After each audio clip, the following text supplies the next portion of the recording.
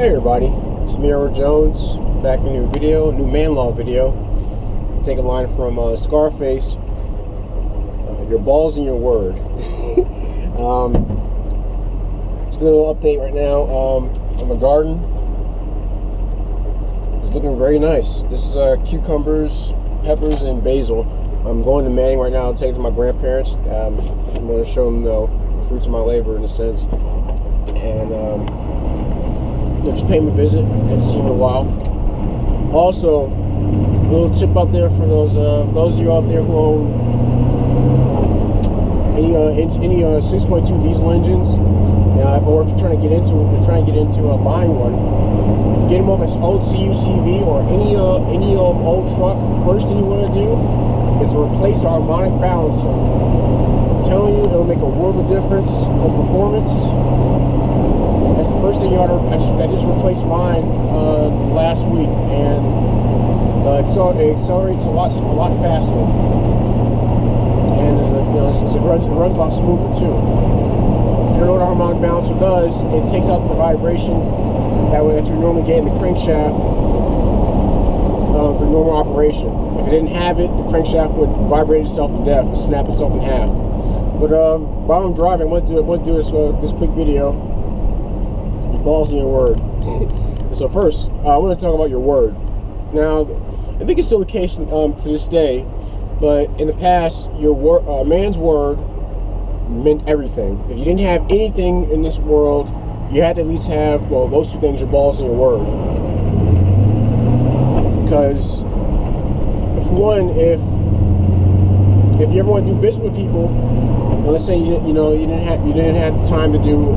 Or even if you could do even if you did have a paper contract, your word, everything you did hung on your word. Even with paper contracts, because at least with contract there's a record, but when there isn't one, it all falls back to your word. Are you going to do what you say you're going to do? That way, it determines whether people want to do business with you.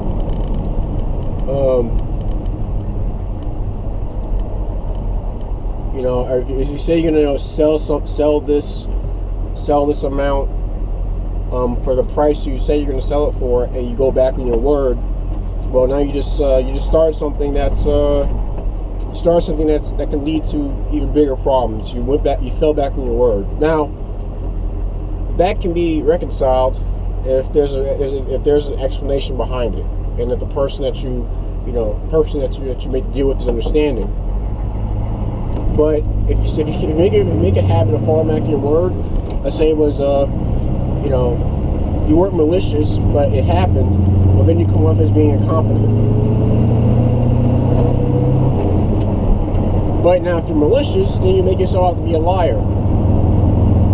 In the Bible it states that, or Jesus said, that not to swear on things that you can't keep. You don't swear on things that you can't keep up on. If you say you're going to do something, just do it. If you can't do something, just don't swear that you're going to do that you are going to do it. Let's see if there's something to happen up here.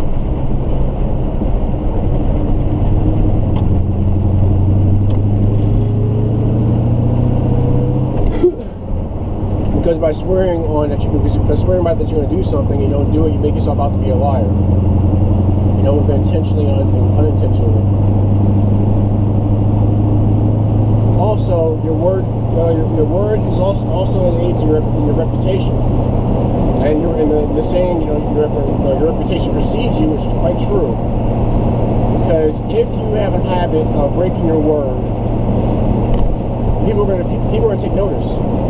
And they're going to tell other people who say, I know this guy named Edward. He says he wants to do business with me. He says that he can run a pretty nice beam on a stick welder.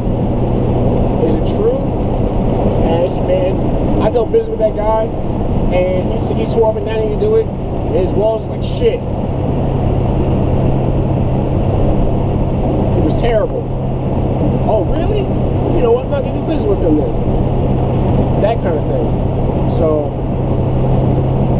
if you say, when you make certain statements that you can't keep up with, can't back up with hard evidence, you can't back up with the truth, well, that's going to catch up with you. The people will take notice, not going to want to deal with you.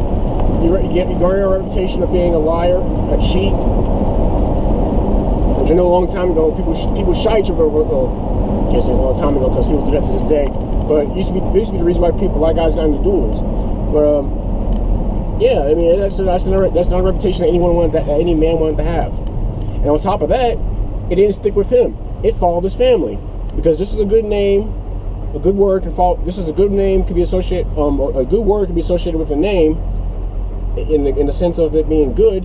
It can follow a name in the sense of it being bad. So when people ask me, I've asked some people back in Manning. They said, who's your grandfather? And they said so and so. And my grandfather, he's a deacon of the church. Or it kind of, it's like they explain, they believe that you're going to have certain qualities based on the name that you have from those who came before you who had the same name. And there's also an expectation that, hey man, you come from a certain background, that so-and-so has built up this good reputation, and it's your job to maintain it. Which, in a sense, is a good thing because it keeps a person in line. But it can have negative effects. That if you have someone in your family that they've been known to fall back on their word, they're known to rip people off. Well, now you gotta work hard to repair that damage. So it's always important to keep your word.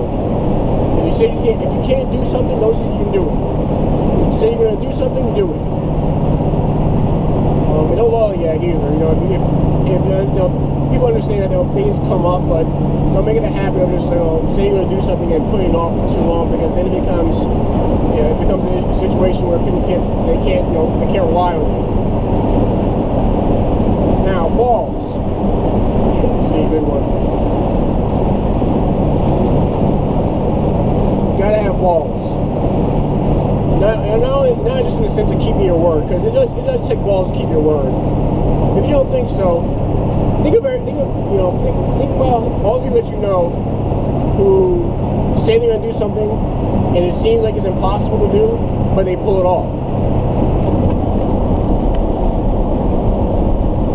You say that guy had guts. He said he was gonna do something that seemed like something he could have backed out of. No, he stuck with it. This guy, he's got guts, or he's got balls.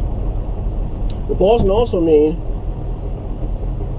no one will take it. You'll let people take advantage of you. So it's not that you're just going to do the job right, but you're going to garner the respect that you deserve from your performance, and that you don't let anyone make you out to be a fool, make you out to be a clown, because they think they can. Because there's a lot of people who do that, who do things like that to other people. They're chumps. They have no balls. In fact, they're close to being eunuchs themselves, and they don't like the fact that someone else, can carry the weight of, keeping their word, of being about it, being about what they say they're about. So they do all they can to try to ruin that person's reputation. And we want to steer clear of people like that. There's a saying that real recognize real. And you can tell that someone is all about what they say they're all about, because of how they carry themselves, because they keep their word, because they're square in their dealings, because they have a good reputation. And because above all else, everyone knows not to mess with that person, without any just provocation, without any good reason, I mean to say. Because trying to do so may put yourself in jeopardy for no good reason. So masculinity, it really does hang in the balance of, a person having balls. It's kind of funny. Because